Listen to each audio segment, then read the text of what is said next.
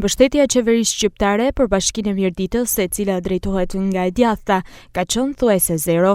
Shqetësimi është ngritur nga kryetari i bashkisë Albert Melushi, sipas të cilit njësia vendore që ai drejton ka paraqitur një sër projektesh, por ka munguar financimi nga institucionet qendrore. Teksa shumë ministra janë përballur dhe po përballen me drejtësinë për korrupsion, Melushi e konsideron diskriminuese qasjen e qeverisë ndaj bashkive të djathta. Është e parë dhe është e dukshme qasja që ka qenë këto vite në raportin se si qeveria ndan buxhetin apo financon projektet, sidomos bashkive të djathta.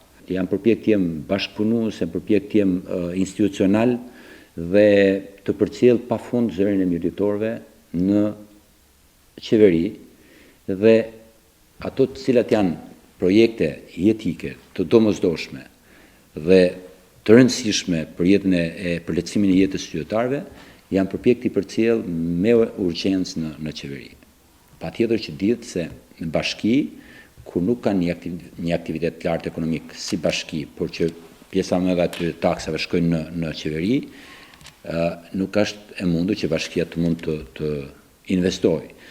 Por që ato projekte të cilat kalojnë kapacitetin, fuqinë në një bashkie si Mirdita, i kanë përcjell në ministri, në agjenci, në të cilat ato vazhdimisht hapin thirrje për investime. Qoftë në infrastrukturë rrugore, qoftë në kanale vadice, qoftë në rrjete ujësjellësh, apo po themi në rastin e emergjencave kombëtare civile, të cilat ka pafund probleme dhe projektet janë gjitha në përsyrtar.